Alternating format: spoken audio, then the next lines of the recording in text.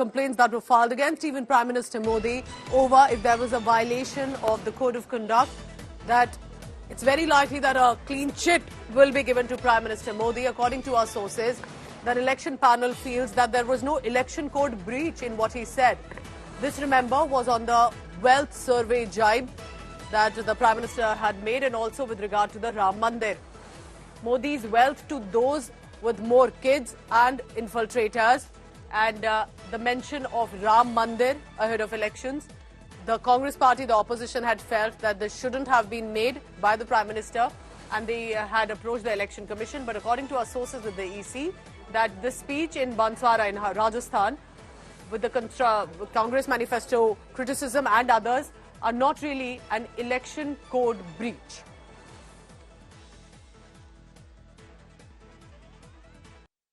पहले जब उनकी सरकार थी, उन्होंने कहा था कि देश की संपत्ति पर पहला अधिकार मुसलमानों का है। इसका मतलब ये संपत्ति इकट्ठी करके किसको बांटेंगे? जिनके ज्यादा बच्चे हैं उनको बांटेंगे, घुसपैठियों को बांटेंगे। कांग्रेस ने अपने मैनिफेस्टो में जो कहा है वो चिंताजनक है, गंभीर है कि अगर कांग्रेस की सरकार बनेगी तो हर एक की प्रॉपर्टी का सर्वे किया जाएगा। ये जो गोल्ड है बहनों का और जो संपत्ति है, ये सबको समान रूप से वितरित कर दी जाएगी। India's legal correspondent Sanjay Sharma is joining me for the latest on that. Sanjay, आप हमें बताइए कि क्यों आपके सूत्र ये मान के चल रहे हैं इलेक्शन कमीशन से कि इसमें कोई इलेक्शन कोड ब्रीच नहीं था, क्योंकि ऑपोजिशन का तो कहना है कि जो मेंशन किया गया, चाहे वेल्थ सर्वे का जायब था, जो राम मंदिर को इन्वोक किया गया, ये सब गलत है, नहीं होना चाहिए था, और उन्होंने अप्रोच भी कर लिया था इलेक्शन कमीशन को।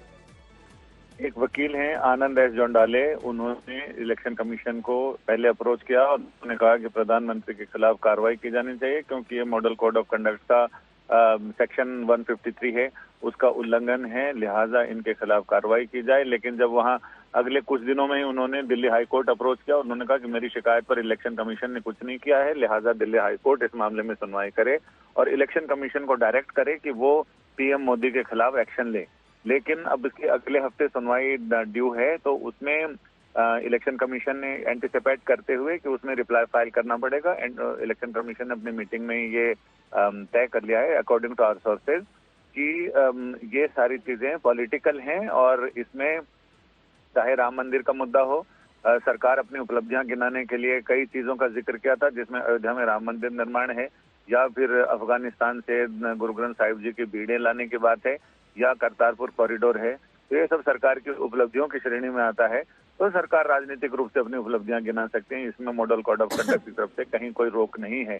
और रही बात राजनीतिक बयानबाजी की, तो इसमें भी किसी धर्म के लिए वोट मांगने की बात नहीं है या किसी धर्म के खिलाफ कोई वैमनस्य की बात नहीं की गई, उन्होंने राजनीतिक बात कही है। अब ये देखना दिलचस्प होगा कि हाईकोर्ट में जब सुनवाई होगी तो इलेक्शन कमीशन के इस डिसीजन को लेकर हाईकोर्ट का अप्रोच क्या होता है, उनका नजरिया क्या होता है, ये देखना दिलचस्प हो। क्या वो इनकी दलीलों को मान लेते हैं या उस पर अपनी कुछ आपत्ति जताते हैं। So how this will be seen up legally as well remains to be seen. Thank you so much, Sanjay Sharma, for the latest of that. As Sanjay continues to win, and Sanjay, मैं request करूंगी आप हमारे साथ बने रहें, because this is a big story right now, and Sanjay Sharma is telling us that Election Commission feels that this did not target any community, did not target any group, and that that is one of the reasons that it can be mentioned and that it does not violate. And invoking Ram Mandir also was with regard to mentioning how this has been made, and they did not see anything problematic. And he's giving us background to it about how it all started. It was one of the lawyers who had moved and had approached the court. Anand S. Jondale, a Delhi-based lawyer, he had first approached the Election Commission, then moved the Delhi High Court. So that is what Sanjay is also telling us, that now, as and when, if there's an official confirmation and clarity comes in from the Election Commission, then it will go to the Delhi High Court as well. Sanjay, ये थोड़ा हमें समझाएं कि election commission में आपके सूत्र अगर ये कह रहे हैं और ये जब भी अनाउंसमेंट होती है that this may be given a clean chit, ये फिर दिल्ली हाई कोर्ट पे नेक्स्ट क्यों मुद्दा जाएगा, क्यों ये मैटर आगे लीगली भी जाएगा, क्योंकि प्ली रखी गई है कोर्ट में इसीलिए? जी हाँ, बिल्कुल। आनंद एस जोंडाले ने Delhi high court approach petition डाली है, जिसमें उन्होंने कहा कि हाई कोर्ट, क्योंकि हमारी शिकायत पर इलेक्शन कमीशन ने कोई कार्रवाई नहीं की, इसलिए हाईकोर्ट इसमें उनको ये डायरेक्ट करे कि इलेक्शन कमीशन इस मामले में प्रधानमंत्री को नोटिस जारी करे और उनके खिलाफ कार्रवाई करे, क्योंकि शिकायतकर्ता की निगाह में ये clear cut model code of conduct का उल्लंघन है। लेकिन अब इलेक्शन कमीशन ने अभी तक हमारे जो सूत्र बता रहे हैं वो ये कह रहे हैं कि प्रधानमंत्री को इस मामले में चूंकि ये जो बयान है, जिस बयान को ग्राउंड बनाया गया है, वो बयान पूरी तरह से पॉलिटिकल बयान है और सरकार की उपलब्धियां गिनाने की बात है। इसमें कहीं से भी इलेक्शन कमीशन को ये नहीं लगा है कि मॉडल कोड ऑफ कंडक्ट का उल्लंघन है, कि धर्म के आधार पर वोट मांगे गए हैं या किसी धर्म विशेष के लोगों की आलोचना करके और उनको टारगेट किया गया है। ऐसा इलेक्शन कमीशन को फिलहाल इस पूरे मामले में वीडियो देखने के बाद, और उन्होंने अपने शिकायत के साथ साथ वो वीडियो भी प्रधानमंत्री के भाषण की कॉपी दी है, तो वो देखने के बाद इलेक्शन कमीशन ने तय कर लिया है कि इसमें किसी तरह से मॉडल कोड ऑफ कंडक्ट का उल्लंघन नहीं है, लिहाजा किसी तरह की कार्रवाई करने का कोई सवाल पैदा नहीं होता। हमारे साथ बने रहिए। That according to Sanjay, that his sources with the election commission are saying that there doesn't appear to be any scope of violation of the code of conduct according to how the election commission has reviewed it. Now, of course, the Congress party, the opposition were charging, they wanted to approach the election commission, they had said, and that Prime Minister Modi's speech is hate speech is what we are calling it.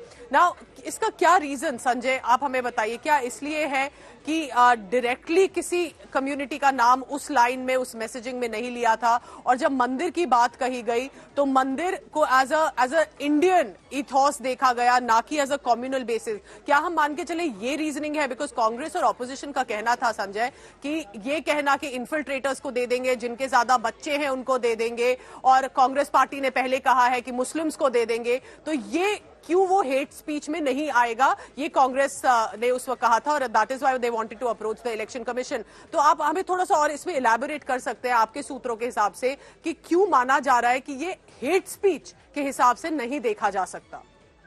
इसे hate speech के हिसाब से नहीं, क्योंकि इसमें clear cut किसी भी धर्म के लोगों की बात नहीं कही गई, इशारों में बात कही गई है। प्रधानमंत्री इस मामले में पहले भी देखा जाए तो जिस समय एक बार विवाद उठा था कि प्रधानमंत्री अपना वोट डालने के बाद आए, उन्होंने कमल का निशान दिखाया था, और जिस समय ये नापजोख हुई कि पोलिंग बूथ से इतने एक सर्टेन मीटर का दायरा होता है, जिसमें 150 मीटर के दायरे के अंदर किसी तरह का कोई चुनाव चिन्ह आप नहीं दिखा सकते हैं, लेकिन जब वो नापजोख की गई तो पता चला कि वो 150 मीटर से लगभग 10 मीटर आगे की बात है, जो उस दायरे में नहीं आता है।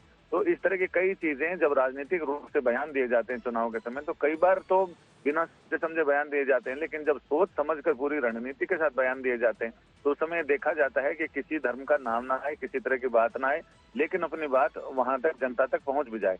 तो इसे कहते हैं सांप भी मर जाए और लाठी भी ना टूटे। तो प्रधानमंत्री ने फिलहाल तो किसी धर्म का नाम नहीं लिया, सिर्फ इशारों में बताया कि कैसे लोग हो सकते हैं जिनको मजबूत किया। Very interesting. Sanjay, I appreciate you joining us. Sanjay Sharma is telling us also, interestingly, he's added, and it's a very important perspective, that Prime Minister Modi perhaps knew fairly well that wouldn't take a direct name. And therefore, he hasn't taken a mention directly, but perhaps made other metaphors and other mentions. And is that one of the reasons that this cannot be or will not be branded hate speech? But this is, remember, according to our sources right now, we'll wait for an official clarity if the Election Commission gives a clean sheet to Prime Minister Modi over the speech. And then how will the opposition react on this?